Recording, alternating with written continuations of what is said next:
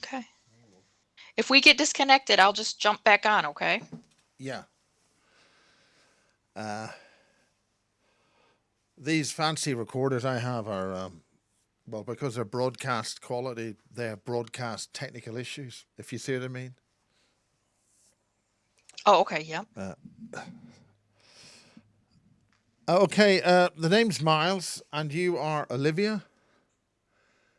Yes, Olivia Olivia James. James. Um, we're talking about Project Oblivion, is that right? Sure, yes.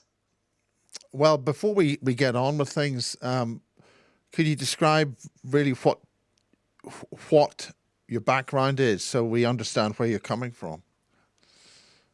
Sure. Um, so I was brought into the projects because of my parents. My father was, he came out of the military intelligence. He was in the Army Security Agency in the 60s, and he was stationed in Germany on the German-Russian border. He was a code-breaker and in intelligence.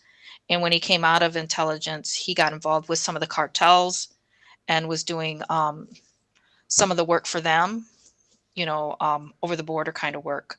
So when he got in trouble doing that In and they other tried to words, take him sorry, down, are and you talking about Catch 22 NATO smuggling stuff within the NATO remit?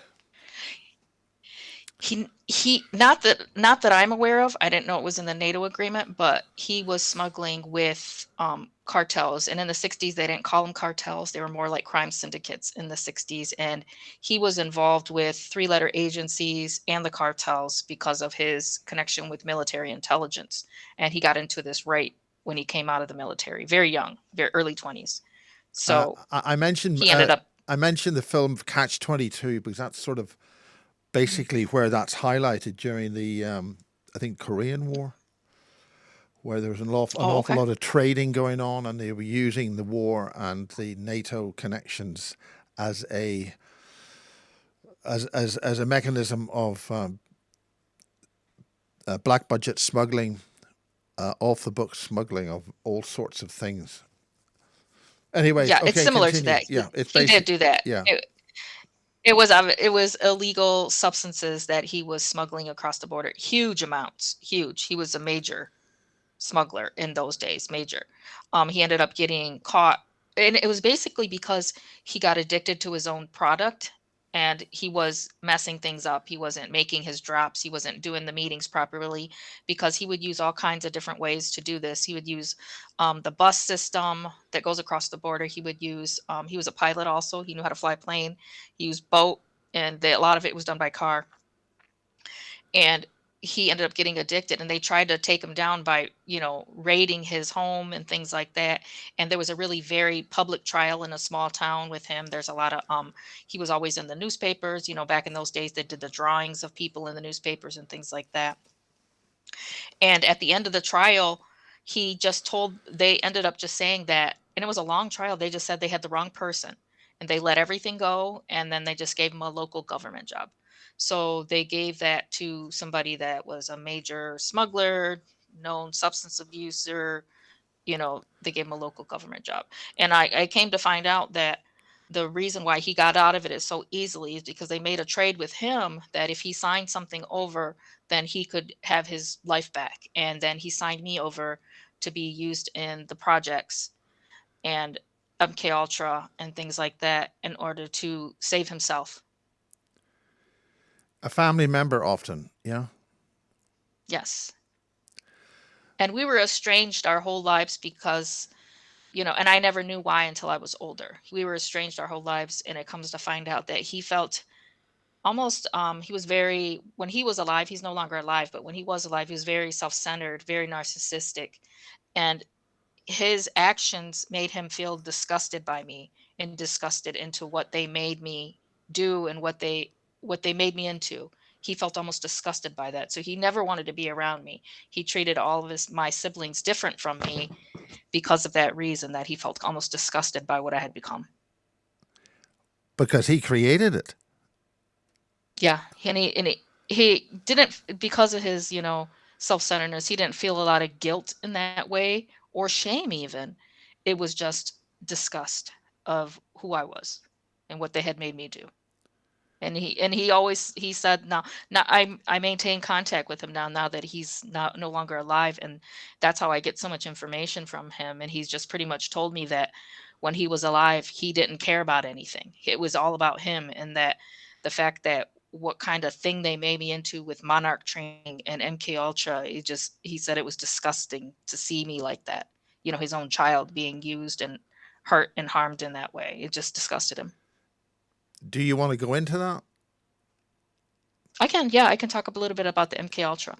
Yeah. So it really started from what I can remember, and what I mean, I don't have full 100% recall, just from, and I use a mixture of different things. I use conscious recall, which I do get a lot of, and then I also use meditation, hypnotic regression, and remote viewing to validate all the memories that I have coming through and to find more information for myself and other people. So when I was about 7 is when I was actually taken into the programs from what I remember, and it was at a psychiatric hospital. So I was taken in a black van to a psychiatric hospital, and it was on the East Coast of the US, and it's no longer open. This psychiatric hospital is no longer open, but it was huge, it was massive. And in this particular project, there was only 2 people. It was me and another boy, a little boy named Jacob, and we would be in this area that we called the playroom. And it looked just like a schoolyard playroom where they had toys and books and really small little tables for little small people. And that's a lot of the place where a lot of the trauma activities would take place. And the main programmer and the coordinator of this program was actually a woman. I call her Mrs. W, just to and she was very different from what I had grown up. I had grown up around very in poverty after my father lost his smuggling business. We grew up in a lot of poverty. So I wasn't used to people like her, and she was always looking very ethereal to me. And I just had a really weird feeling around her. I wasn't afraid of her physically because she didn't do a lot of the physical abuse. And she had 2 orderlies that were males that did most of the actual physical and sexual trauma to us in order to assist her in her goals of creating something called, she wanted to research something called syncopated dissociation, which means that the end goal of between me and this other boy named Jacob, she wanted us to see if we could dissociate at the same time. So a lot of the activities were kind of centered around that. And even they were using a lot of physical, emotional, psychological trauma, sexual trauma, and then she would also use substances like LSD, and they also used electroshock therapy and lots of hypnosis treatment, hypnosis, to search far and wide for things that she probably didn't even know she could find, or that she didn't know that we could find even as children. And a lot of those activities were placed in a very systematic way. So this is definitely something similar to like a systematic torture, where it definitely breaks down the psyche of a small child to where they're broken down into nothing, and then you kind of build them back up. I really, from what I've researched and things, when we're talking about altars, which I had 118 of them based on, but from these programs, and I think some people try to base it down just to like a very small diagnosis of dissociative identity disorder. But from what I've seen inside the brain and in the mind, it's way, way, way more complex than just something like identity disorder. It's way more complex than that, because I've seen the way that the alters live inside you, and I'm able to view them, and they've created worlds inside you. It's way more complex than just having a personality to protect you. Yes, they have protective measures, but there's way more to it than that. Well, So I would after, like you to go into that as much yes, detail as possible in your own time. sure. Yeah. So I have quite a few altars, and it's more of the 6 front altars, which I call them front altars, are the ones that kind of battled for control for a very long time. I've actually now have integrated most of them, and I used hypnosis to do that. And everybody has a different experience with their altars. I myself, throughout my whole life, I was always seeing a lot of them. And for me, I thought it was paranormal. I thought they were ghosts. I thought they were demon. I thought they were spirits. And come to find out this whole time, whenever I saw something deep and dark in the corner in the shadows, it was me. I was afraid of myself this whole time. My whole life, I was afraid of myself because I didn't know what it was. And it was altars. And these are almost like a protective measure. Yes, they can be scary and in the different forms they take, but it's created from us and it's a way to protect myself. So if I do see my survival alter, I will know that there's something wrong and that I need to, stay alert, stay awake, and figure something out because there's a threat in my immediate environment now. And I just saw her the other day. It's almost like she tries to tell me, hey, and she was pretty much telling me that I needed to lock the door. And when I got up, the door was unlocked. She was right. It was unlocked. So it's almost like your alarm system. They create, for me in my experience, that's what the altars have become, an alarm system. And in the end, some people think that they're trying to harm them. And, and I had that experience. I would have one, when my survival altar, she would sit on top of me, almost like the classic paralysis of possession or something. She would sit on top of me, hold me down. I couldn't speak. I was paralyzed. And, it was her being in control, trying to protect me. And I know that she's a survival altar. And I know that her actions are to make sure that I stay alive no matter what. That would be the final outcome of that, is to stay alive. So in the end, when I used hypnotic regression, they agreed themselves to go to sleep. I talked to them. They were allowed to tell their stories very detailed and distinctly. And then they agreed to go to sleep for me. And I told them that their time was over. They no longer needed to do work. They didn't have jobs to do. And they agreed they would go to sleep for me. So I didn't kill them. I didn't harm them. I asked them to go into retirement and go to sleep, and unless I were to call them or need them or something like that. And they agreed, and they did that.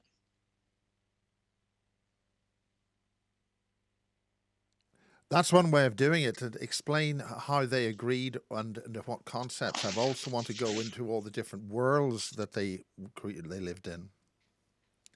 Yes. So the world that I've seen the most, and it's probably the scariest one for some people. If someone other than me were to see this, probably they would be like terrified because I was scared of it. And it was me seeing it. When I'm under deep trance, I'm I do more than just like take a step towards hypnotic regression. It's very much I connect to the highest part of myself.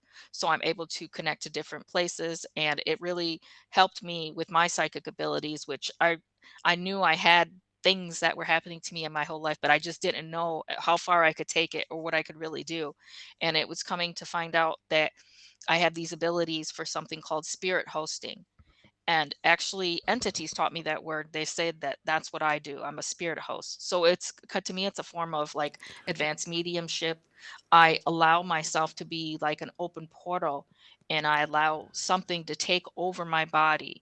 And they're not just speaking through me, they're taking over my body. So What's the it's a difference between voluntary spirit possession. um, and other entities? Could you explain the differences between that? So I pretty much can spirit host anything. I've done it with aliens, demons, jinn, people that have passed over, and pretty much anything. Animals, I've done it, been able to do it with animals. I really haven't had any limit yet of to who I can let speak through me. Now, are these And are these what we people, would call passed on, or are they existing in this domain? I mean, for you instance, can talking to exist your in here. father. Yeah. Yeah, and yeah, I've talked to a lot to my father. That's how I got so much information from him. And I also can there's so many different parts of somebody that's living. Like if I wanted to connect to you, I would do something almost akin to like remote influencing and take over and go inside you and, connect to a different part of a person. You can connect to the spirit, the soul, the mind, a different personality, a past life. There's so many different pieces to connect to. And that's how I got information about handlers and what they're thinking and what's going on inside them. The same with any other entity. I've been able to, speak to. And it's not all of it is dark. I tend to be more lean into the shadows work because that's where all the really important information has been for me. So I lean more towards, the darkness and trying to find things that are in the dark, in my opinion. I do have like I use it for good. So in my opinion, I kind of walk that fine line of like going into the shadows to get this information for the world. Well, Daniel, this does dark journalism. So what would you call that, or do you have a name for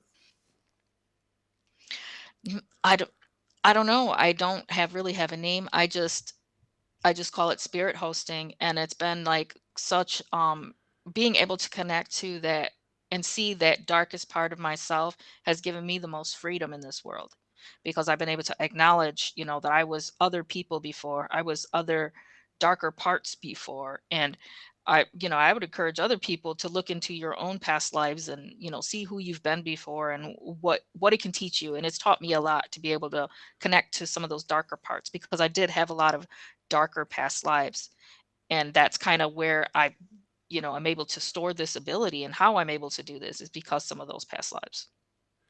How do you protect yourself when you go into those different realms? There's experiences where you turn up, you're looking at a bunch of greys or a bunch of other beings, and they see you and they come after you. hmm Does that mean that? I mean, does that has its own issues? I mean, it's a different experience for everyone in terms of I'm not afraid of aliens and I'm not afraid of demons. So I guess it would be different for me because I don't have that fear, especially when I'm under trance. There is no fear for me when I'm under trance. I'm not afraid of anything, which is different, in my normal life because I'm just a girl here. But in wherever I'm traveling to, when I'm under that really deep state, I don't have a fear, and I don't feel like I have limits in that particular state of being. I don't really have that.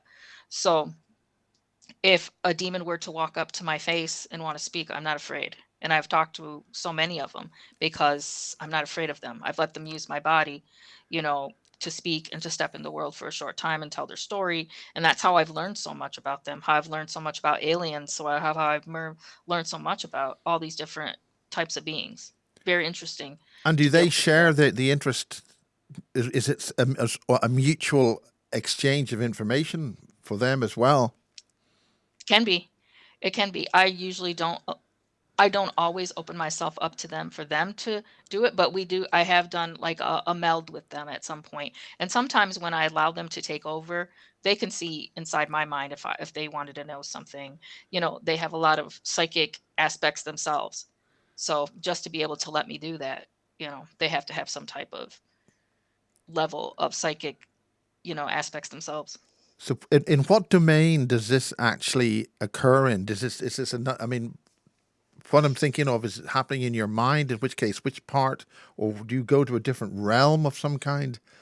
Is that All something different that is types that? of I things, mean, because is you that question use you even use relevant? astral. Yeah, because it's so many different areas. I've used and I used when I do the spirit hosting, you use bilocation, you use astral travel, you use everything that you have. I use my whole arsenal in order to get information.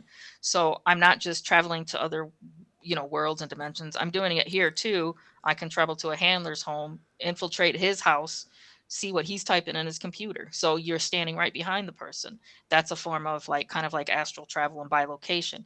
And when I did that, I noticed this was one of the first times I did it that I was able to go to my own handler's house. I was standing behind him and I noticed I saw his grandmother in the corner who had passed. So that means she saw me, I saw her. So I was kind of traveling in that ghost dimension to see. And that was something new for me to realize, that I was using that ghost dimension to travel and see, because I could see a ghost and she could see me and I'm alive. So it was really interesting. So, did his grandmother approve of what he was doing? No, no. She was very unhappy with feeling like he was harming people, And what I noticed when I'm seeing some of these handlers and being able to connect to them in a way, they're not that different from some of us that were in MK Ultra. They were too. From what I've seen, they're handled too, and they're mind controlled too. So they do have like a handler division that they train assets for, from what I've seen. So they must be in the program and therefore They were, qualified to a from what different I saw. rank, or they must be recruited because they have different aspects, or there must be talents that they've got that make them into a handler as opposed to somebody that they send to other places. Yeah, and I noticed that because I used to work in human resources on Mars, and I've learned because I was a personality profile there, I learned that the people that have some of the higher levels of in in the programs are psychopaths, sociopaths, and they're very heavily targeted because to be recruited because of those traits, because they feel like some of those people need to be in the higher positions in the dark military because they make the hard decisions and they're not afraid to, make hard decisions. They don't have that empathy that some other people might have. Well, if you're going to kill a lot of people, you've got to make a business decision, so to speak, Mhm. on based on Without that logic, emotion. without that emotion, and you've got to be able to do that at a split second. Otherwise, do you want to talk about Mars? How do you get up there? What Yeah, happened? All sure. about that? Yeah. So Yeah. I well, I'll talk about the moon first.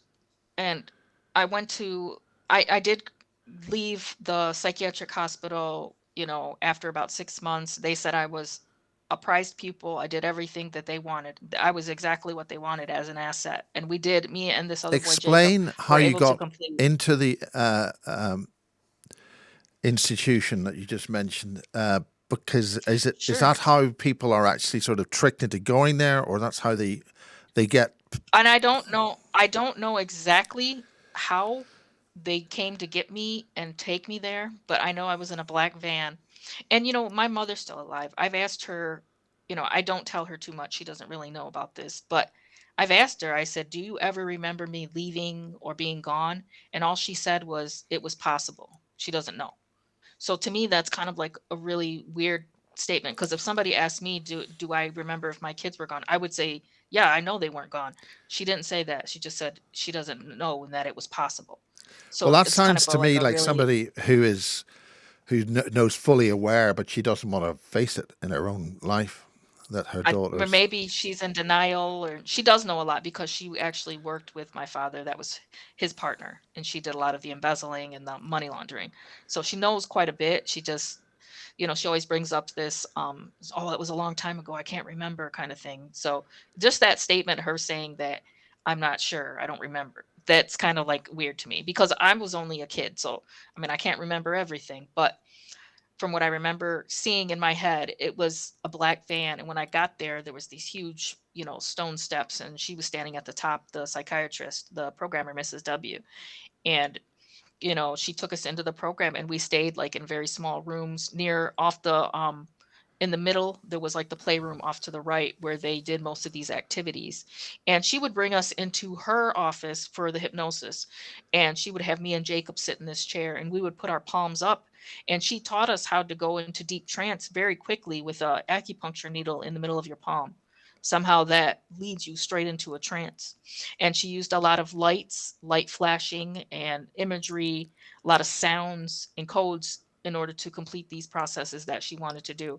And I don't think she expected to find what she did, because I know with what I can do now with hypnosis and being able to travel and find things, I'm sure I was able to do it then. And that's how she figured out that I was something different from what she had experienced before. And everybody has a different role in the program. Some people are used for heavy military work, some are used, for other things. I had a particular skill set that she thought she could use. And part of it was for the occult and the paranormal. And she was able to discover that based on the past lives that I was able to talk about. And they used those past lives that me and Jacob had. They used those to double seal the trauma in these MK Ultra. They would, see me being one of my lives, I was burned alive. And so they would use that in their activity, torture activity, a little bit of fire to seal that trauma from a past life. It's still there. I was still experiencing it. I was still feeling some of that trauma from these past lives. Um, is the purpose of burning witches and burning people like that? Is there a particular function that they do that for? Is there a particular reason? Does it damage you when you go to different lives or move on, or? Yeah, it did damage me. And, I'm not saying I didn't deserve it in that life because in the life where I was burned, I was a serial killer.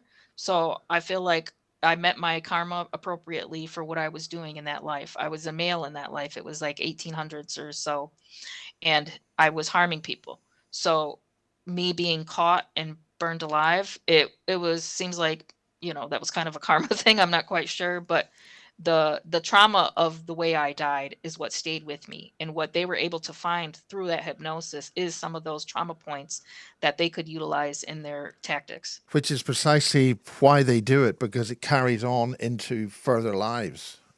Or It does, and it's very hard to, you know, return from that. Now that I'm able to kind of like deal with it and acknowledge it, that's what's helped me a lot. Being able to see who I was, what I've done, how I died, and how to deal with it now. And it's really helped me a lot. so what I'm looking at is why certain types of death and rituals in killing people are used. There's a reason for it, and there's a reason for it because it matters later on. Mhm. And it sealed it. It sealed them using things that happened to me in other lives, and they use it during the MK Ultra trauma. It almost like double sealed that into me. It made me more afraid, made me more controllable, easily controlled, based on that. And they saw that So because there who's was they? different lives where, yeah, go ahead. I'm sorry. I mean, if you've got you must. It sounds as if you've got a bunch of beings who've got some kind of control panel where they can just sort of switch on certain things at the right time. So they must have like a full perspective of your existence in multiple lives and be able to control that. I don't, I'm not quite sure because I don't have that experience where I feel controlled in Well, they terms of would. my past I mean, lives. when the way you I don't describe feel that controlled. is that they be able to use this Yeah. or use that, so they must have that available to them to do that. They used it psychologically, in my opinion. They used it emotionally and psychologically to imprint that inside me because there was so much emotional abuse and physical. They combined them and used that to seal it in me. Because, I was only 7 when it happened, when I had MK Ultra programming. So I was very young. So they were able to seal that in me. But, I had so many real experiences with this. And in one of my past lives, I was a slave. So they saw that as a sign that I could be controllable because, I had been a slave before in Egypt. We were under the reign of what we called the dog people.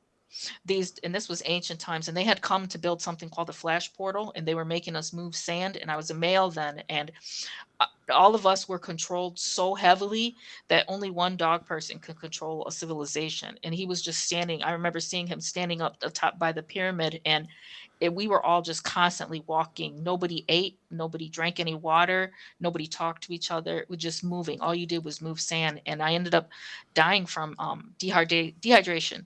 And I just died on the steps there. And once you die, you just lay down wherever you fall. And that's it. And I remember when I was seeing this life, I remember I said that now I can remember and recall what it feels like to be completely controlled. And that's what they saw. They saw that in MK Ultra. The psychiatrist, the programmer, she saw that I But had they been must completely have controlled some in a past mechanism of life. looking at something to say this is available. It's not. It can't be written down on a piece of paper or on a notepad. There She must. saw it with she found it with hypnosis because that's what we were doing in her office, even as 7 years old. So when you look like at a 7-year-old child, we think they're just a kid, but inside me, I was a million people. I felt like I was an advanced ancient being inside me even at 7. I had been a jinn before in a past life. So there was everything was in there waiting. I wasn't just a little girl. There was like an army inside me. It tells me there must be some kind of access panel, some kind of database or something that they're accessing and looking at to be able to do that. I wasn't, programmed by any aliens or anything like it. It was just a woman psychiatrist, and it's very easy because if she did it, I can do it now. I don't need a control panel. I do it now by myself just laying in my bed. I didn't need that. So, she didn't need that either because of just it's a skill I have, ability. It's a psychic ability that I have. So It this doesn't is have to do with anything else. advanced technical access in multiple realms or dimensions? I mean, again, let's get the terms right here, so that they've been able to have a full action in multiple worlds and realms beyond the 3D here. And that's because of my psychic ability is how I do it. I don't have a explanation for how it bloomed in me, it just did. And right around, I think it was age 44 that this happened and where I felt it all. And it all came back and my abilities strengthened so much that I feel like I could do so much now with it. And it's basically just allowing myself to relax to a count of 10 and be able to travel to the outer realms like that. Was there a time when you sort of qualified to the level where you could externalize your observations and logically access it and recall it without being emotionally triggered?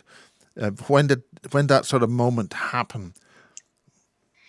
I don't know if it's like fully like that. I do have quite a few periods where I've gotten just full downloads of conscious recall. I've had that happen. That's how I got my service record. That was one of the first things that ever happened to me is being able to obtain part of my service record from Mars just by I've just relaxed and it just came to me. It's part of my abilities.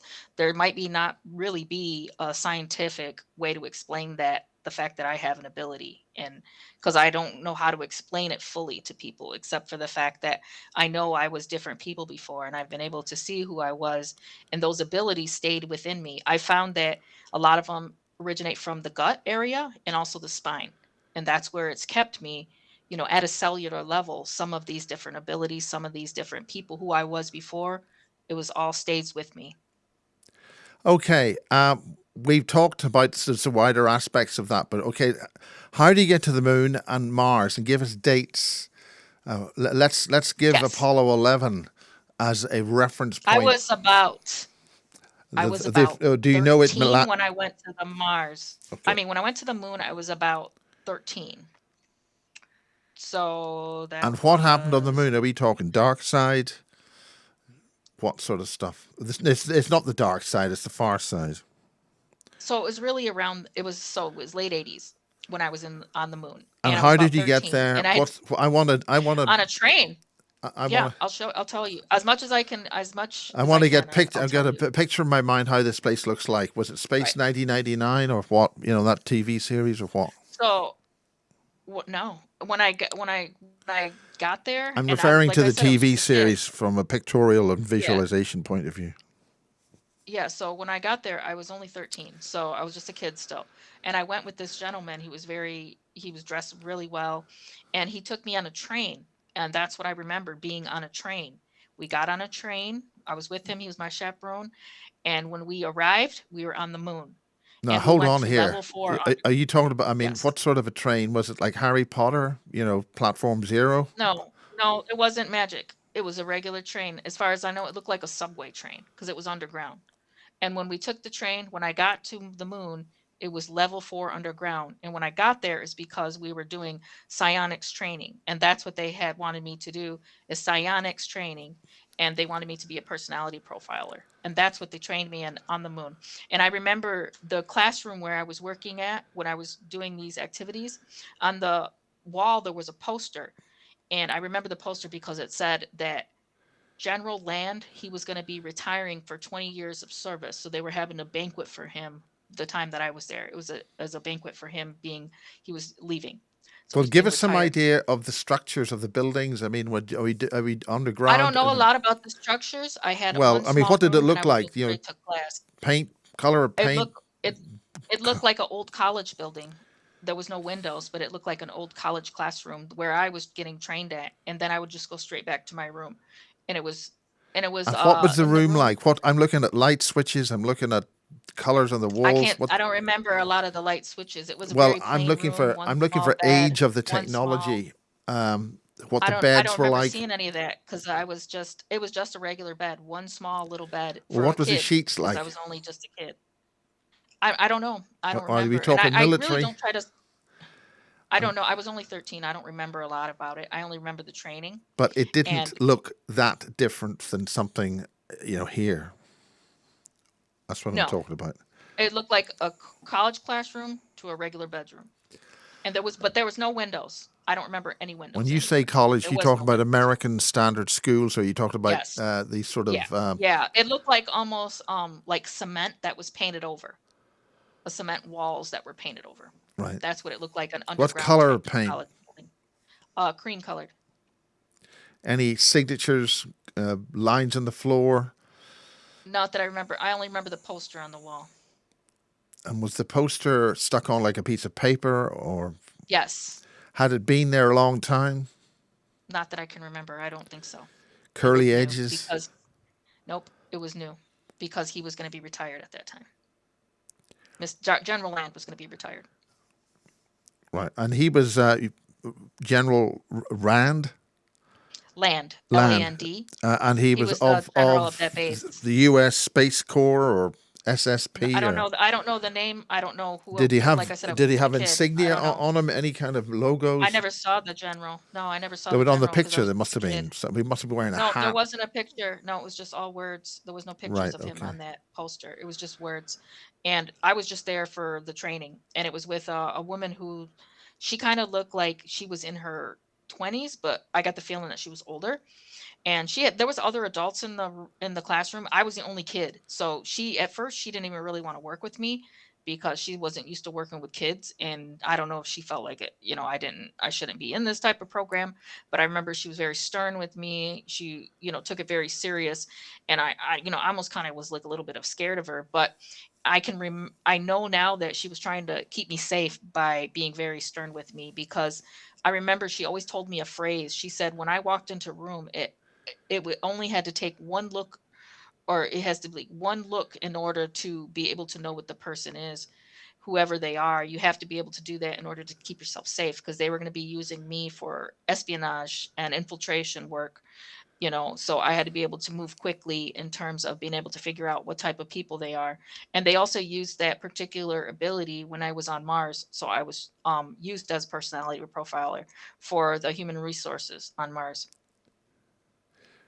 So at this time you were on the moon. So how do you get from the moon to Mars? I didn't go until I was about 19.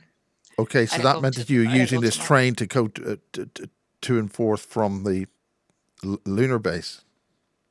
I don't know. I only remember going on it once. I don't even remember getting back because I was just a kid then. But when I was 19 and went to Mars, I don't remember how I got there. I remember being there, and I remember being there quite a few times. And I also remember staying there for a long time when they wanted me to be the personality profiler. So I actually got a promotion from this. And they said it was for a job well done. I did a lot of corporate espionage work. And they said I did good job. So they wanted to give Well, me a what was the promotion. offices like? What were the canteens like? What were the other people like? Did you socialize?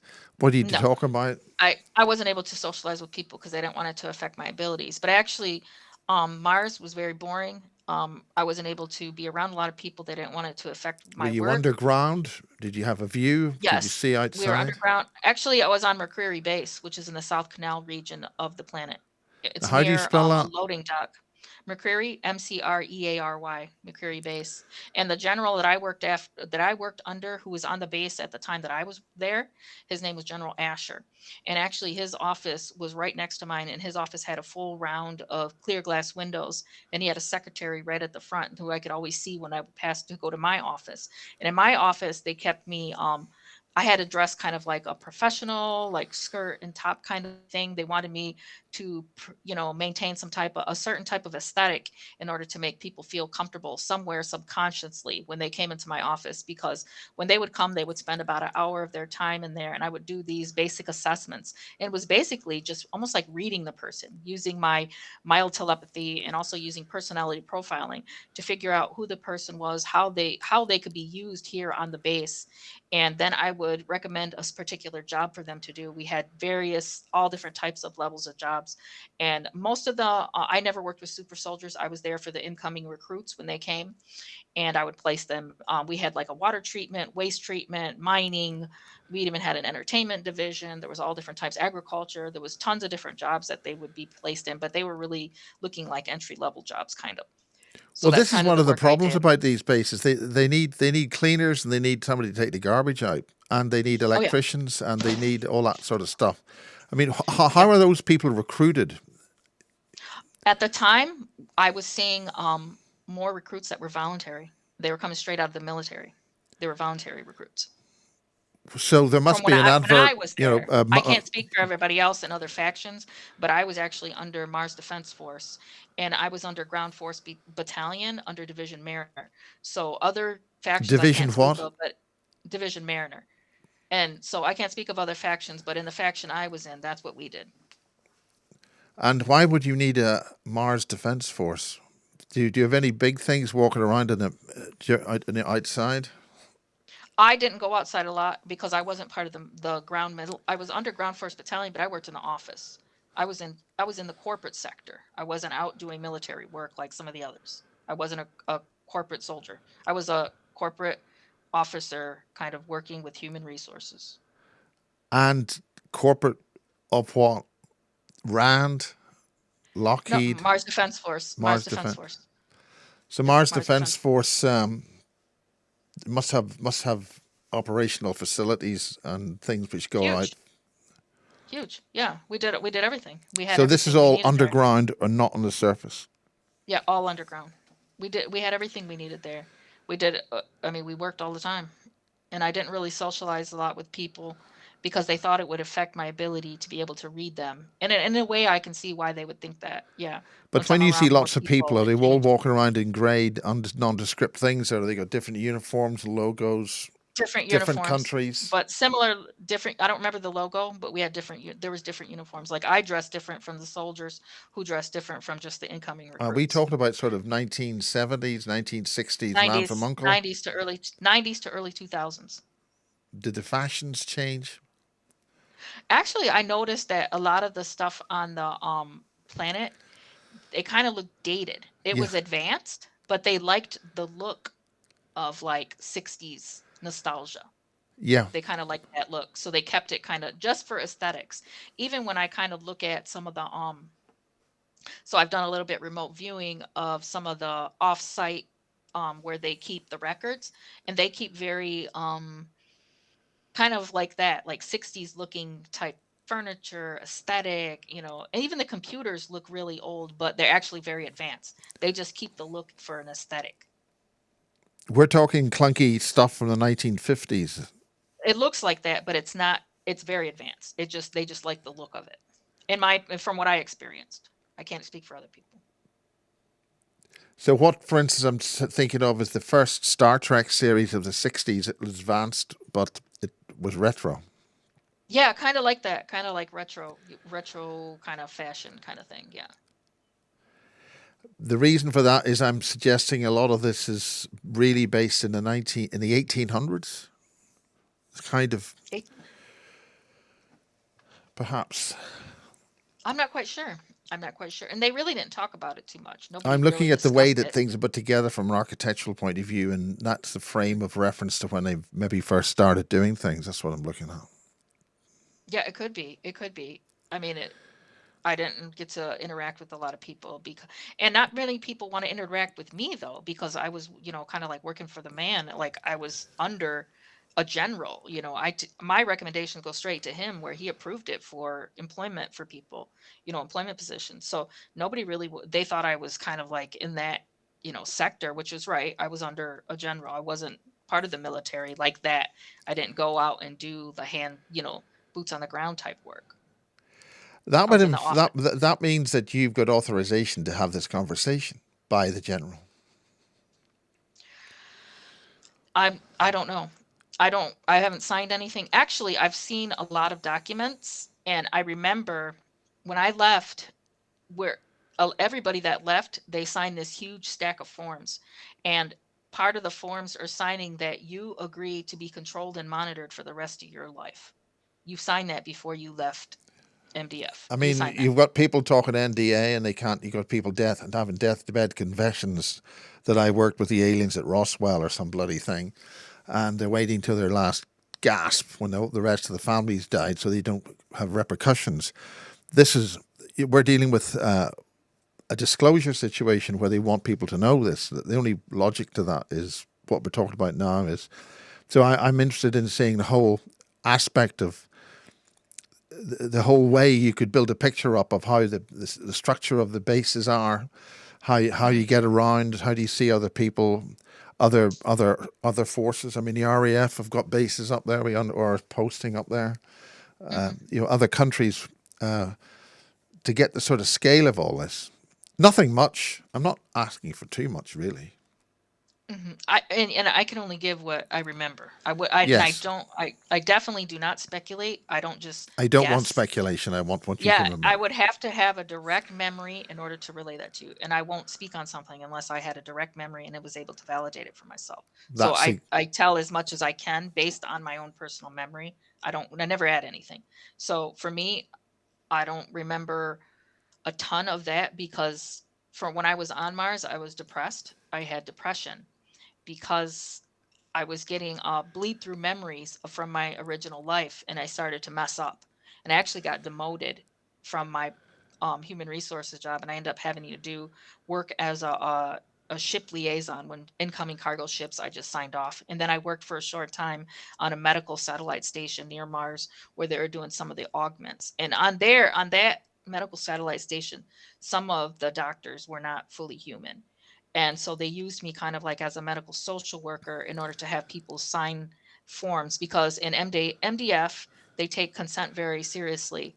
So, and it's not really like real consent. It's still a forced consent because you're saying, here, you have to sign all this stuff. And that's how they did it.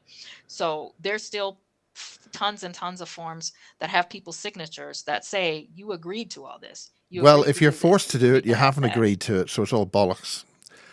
It What I'm, is, and yeah, they have papers they have that paper and have they your can put their signature. papers up their arses. It's not consent. Yeah, so Uh, they have, so so they've told, I found that from what they say that these forms that they have with their type of legal language, they will hold up in all courts. So that's what they say. I'm not well, saying I believe it or I know it to that's be what true. laws That's what they are. say. That's what It they still say, doesn't have that it holds consent. up. They can meander around all their points if they want, but it's not consent. Yeah, that's what they say. So it has nothing to do with me. That's what they say. They said it holds up in our courts. They give you the information, you know, and Okay, you've that's it. okay. You've mentioned another thing. The off. You actually got demoted to work on these other off Mars stations, space stations. Yeah. Well, Could you, just one. well, And it explain was that. Explain that.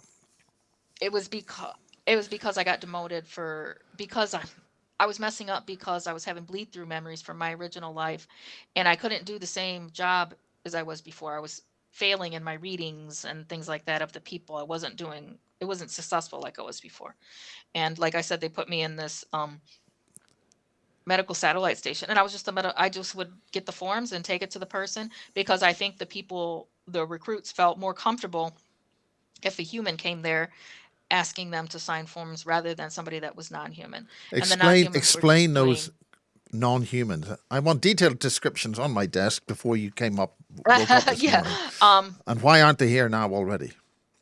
I don't know what their race is or their who Or are we they are. talking greys, Some of them transhumanized? looked like grays, some look like grays, some look like humanoid, different kind of weird eyes, but they still don't look fully human, you know, like that. That's kind of Do they they all were speak doing. with a German accent? I didn't hear them speak. Was it any? Well, I spoke English on Mars. I didn't hear anybody speak German, but that doesn't mean they didn't. I just didn't hear them in the circles I was in. any strange English accents, like from Not that I Yorkshire? can I not that I can recall like directly right now, but I wasn't around a lot of people. I did meet one person that was in the antiquities division, and that was interesting. He did have a little bit of an accent. I can't place the accent. I almost think it's like a civilian Mars accent, in my opinion. Okay, you mentioned He, antiquities division. There must be yes. civilizations on Mars which would have antiquities which they'd be interested in to have a So to that's what have. they were interested in. And this particular gentleman, he was called Ambassador Smeals, but his friends called him Smiles because of the way it was spelled. And when I went there, he wanted me to, so he had me come there. I was young, I was like early 20s. and he had me come there, and I think I came from Earth. I don't remember being in that program before that time. And he wanted me to see if I could turn something on, and I didn't know what he was talking about. He took me out into like this real kind of like deserted area, and he said from what I thought, there was a pyramid there, but the pyramid wasn't like a pointed top pyramid. It was literally just flat slabs on the ground. There was these stone slabs on the ground, and when I looked at it, I had no idea how to turn this thing on. I don't know what I was supposed to do. And so he said, turn it on. And there was something in my file that they said that they know I could do it. And I didn't know if I could, but all I did was step forward towards it, and it turned on. It turned on just from the whatever was inside me turned it on. DNA, blood, I'm not quite sure, but it turned it on. And from what I know, this thing, I call it the God machine. It can turn somebody into a demigod. And it's a weapon. So the way that this thing could destroy this entire planet if it wanted to. It's an ancient weapon from the Greys. So they used to be on Mars a long time ago in the ancient past, You're and talking they about the left this weapon Greys there. on the Mars. Yeah. Yeah, and this is a weapon they left in ancient times. In ancient times, What they do you mean left by that there. ancient? Ancient. I don't know. Ancient times. I don't know. I don't know the direct date. I don't know the direct time. So I there's don't even know if they archaeological know. digs, Yeah. and there must be a lot of archaeology on Mars. I don't know. I wasn't in archaeology. I just met Ambassador Schmiels that one time, who was in charge of that site, and he was in charge of the antiquities division. So he was in charge of that site, and I don't know what happened to that after I turned it on for them. They just were able to see that somebody could turn it on. Could you describe the device? Yeah, it was flat stone blocks. I mean, could you have you Nothing any drawings? significant. Have you No, done any drawings of anything like this? no, because it just looks like a stone block. That would be like the most boring drawing ever. It looked like literally a flat stone slab covered with some of the Mars sand, the dirt. That's it. And that's why when I looked at it, I had no idea this thing could even do anything. And it is definitely a god machine. It's a war weapon. And I don't know. I mean, they have to know by now what they have in their hands, and they could destroy the entire planet with it. It's so powerful. So how did you get this sort of ability just to sort of switch an ancient machine on? Because I used to be a gray. Ah, The ancient. I was a how was your life as a grey? How I did you it was get a there, and great how did you, life. It was ancient times, and actually back in the ancient times we had religion, and I was a shaman for them, and it was a different time then. And that's now interesting that our because Bill Newhouse, I interviewed him way back in 1993 yeah, or four. He talked about the Greys with religion. That's interesting.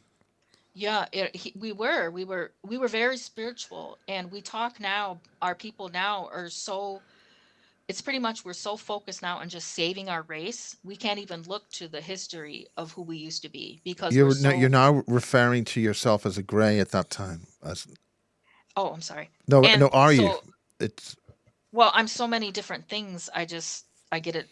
That's so, I guess maybe first person is how I'm talking because I've seen it in my head first person. what did you So that's how see? I explain it. So I saw that now, all because we're trying to, save ourselves. That's the reason why we have got into some of the things that we were doing with experimentation and harvesting eggs and things like that. Actually, we're making like what we call like a second race, and that's they're hybrids. And what we call them is the ablinis, and it means sweet soul. These hybrids that we've created, we feel like they're going to save us from destruction because that's the only chance we have at surviving, because we moved in our path towards the ideal of perfection. We destroyed ourselves. We destroyed our heart center. We became only one thing rather than this, like, encompassing all the different parts of ourselves. We strove to be more advanced technologically, and we became so one track that there's no individuality, there's no separation, there's nothing left except for just the path towards perfection. And I feel like we really destroyed ourselves doing that. And now the Which is what they want to do experimentation to and us things. now. Yeah, and the experimentation and creating this second race of hybrids is how we feel we're going to save our civilization. And these Iblinis are very important to our world. Okay, continue.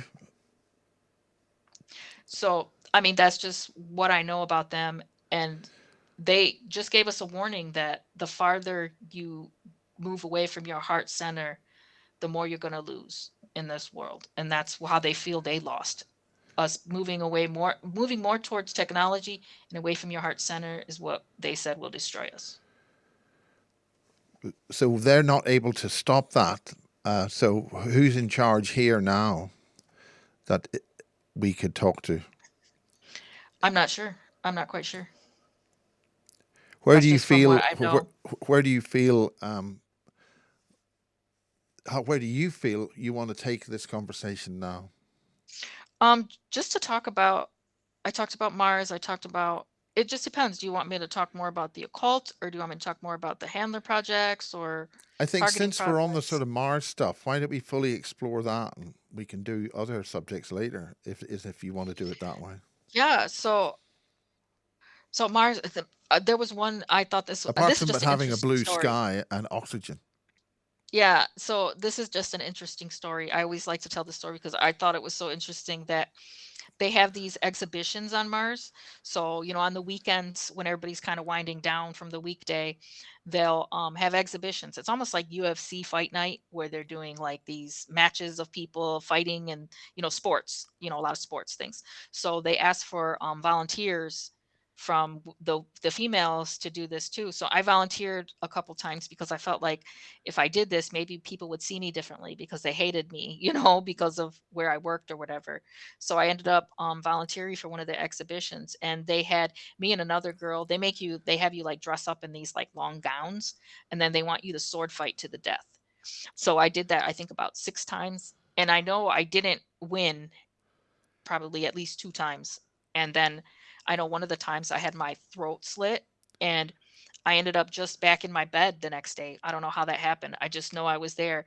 And you can ask for prizes, and some of the other girls were asking for like jewelry and things that mean nothing on Is Mars. this And I like some asked for holographic? Again, holograph no, is old. Is it? no, It's an no actual event, and then actual event. It you're was no born. holographic.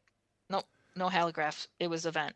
We actually did it. We fought to the death, and I just wanted to do it for food. So that was my prize. I asked for kind of like Well, death is meat a and sort of a bit of a potatoes. terminal term. I mean, if you're going to be Mhm. alive back in your bed, what sort of actual term would you apply to that death? I don't know. I know I did it quite a few times though. And I don't know, it was a weird feeling to have that happen and then be in bed the next day with your food next to you that you ordered, that you won. So that was our prize. You could pick your But prize, and I if always you asked for feel X for so, food. I mean, the whole point about this is if you feel that you gonna survive it, it's not really fighting to the death, is it? But I guess not. Maybe we had some type of internal knowledge or something. I don't remember. Yeah, I don't remember why. And I don't remember being scared or worried either.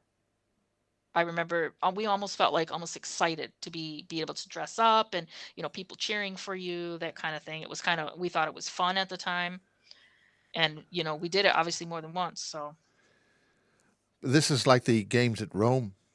The difference something is like that. Something that like that. the games at Rome, you didn't come back, or Yeah, and everybody usually came. They were there the next day, and pat on the back, good job or whatever. did it have a name or a league, or Yeah, not that I and was remember. it No, relayed I to can't remember. other places, other realms? Not that I could remember. I just remember being in the kind of like arena and doing it, and the lights and everybody kind of like cheering or kind of shouting while it's happening. And really when you're doing it, you blank out everything. I didn't You can't even hear anything because you're so focused on trying to fight and win. I don't remember hearing a lot of people, screaming and hollering. You don't focus on those other people when I'm literally trying to save myself or hurt somebody else. Okay. Did you have any? There must have been some kind of social situation there. I mean, it seems very robotic. They had a lot of social situations, but I wasn't part of it because I was corporate. And the people that I worked for, you're working amongst psychopaths and sociopaths, especially the men.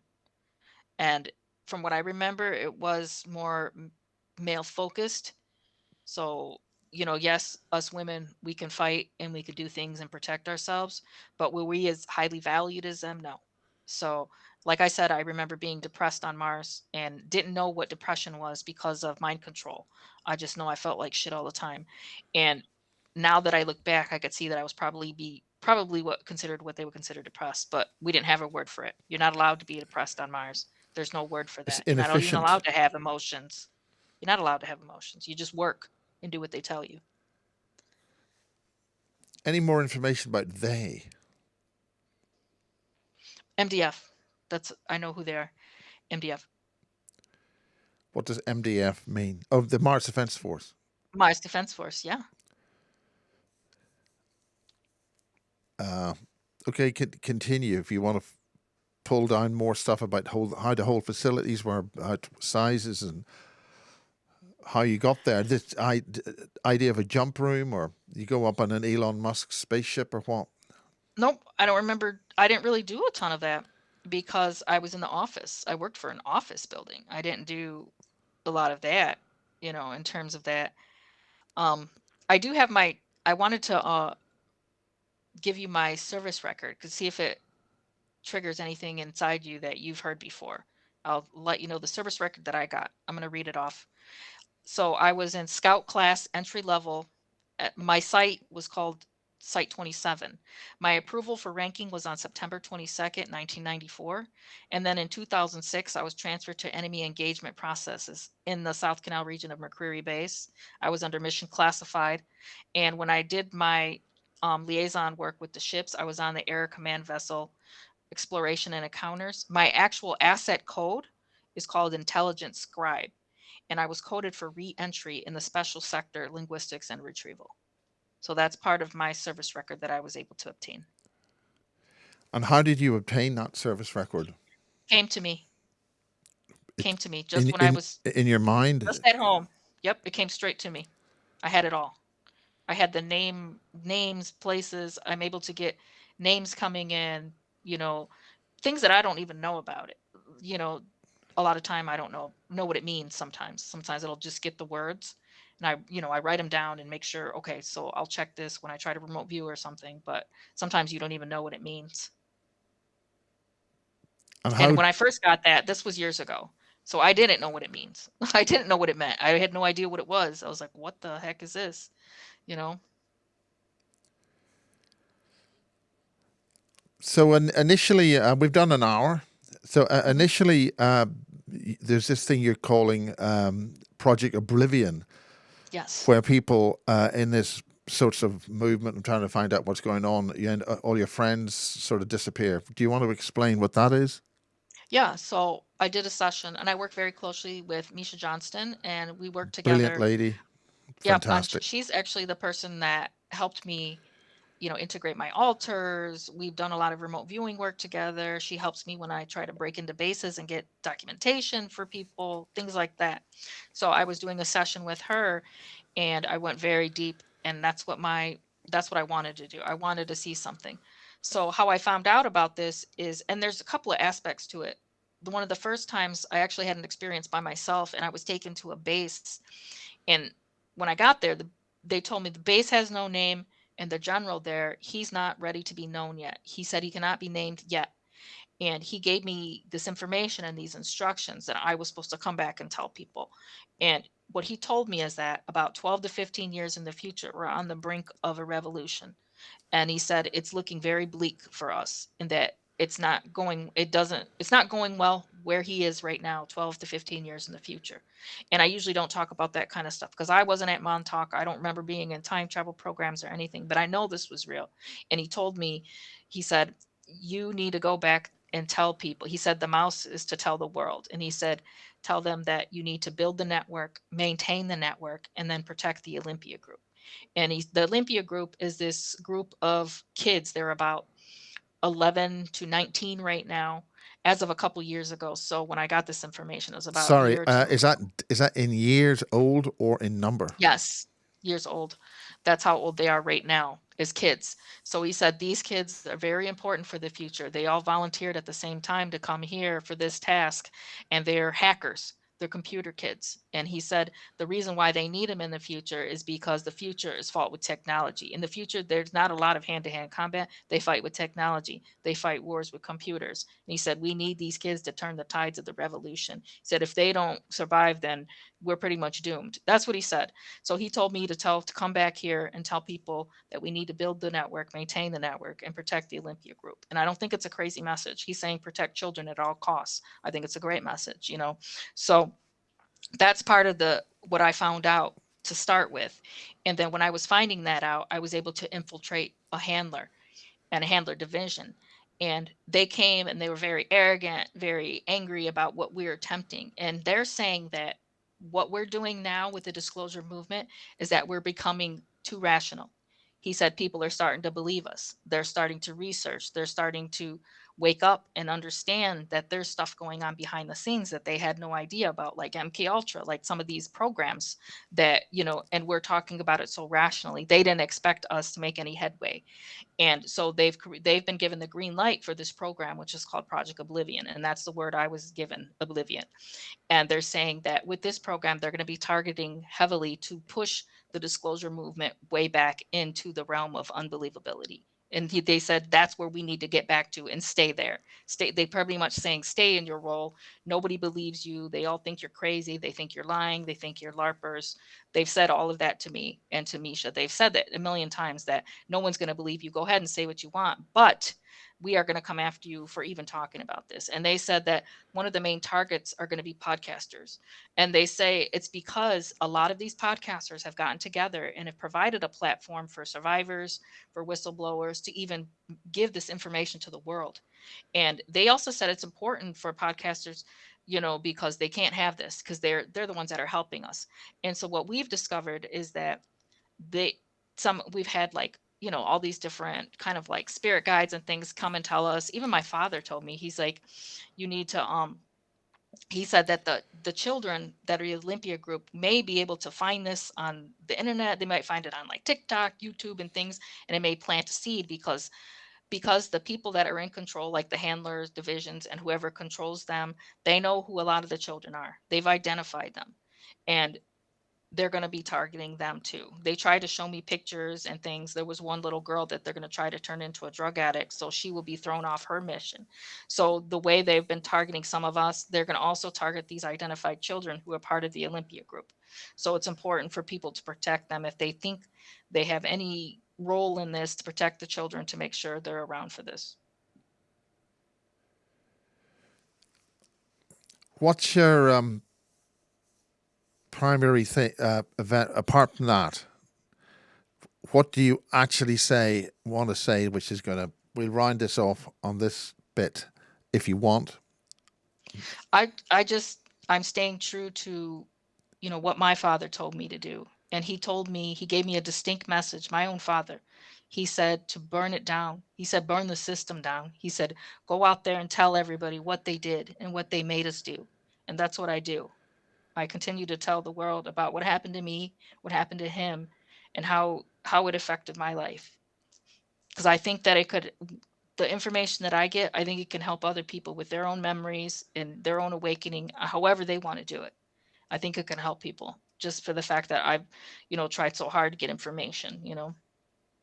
And I really believe the more we talk, the more people tell their stories, the more people come out and talk about this, it'll become more normal, and we will be able to burn the system down with this. They can't say that we're lying anymore. They can't say that we're crazy when it's so many of us, you know, banding together and saying this is real, this really happened to us. Well, this is what it's all about. This is what the Basis Project's all about. I've been doing this since 1994. I think it's worthwhile doing a little bit of a pause. Do you want to come back in half an Sure. hour or 15 minutes? Or Yeah, we can do that. do you want to set a set of actually specific subjects you want to get across? I have a ton, like I have so much. It just depends on what you want, what I you feel want whatever comfortable you've about me got going into. in the way that you want to say it. Yeah, I have a ton of information. Will he come back, and then how long do you wanna do after that? I think we do in roughly hours bits.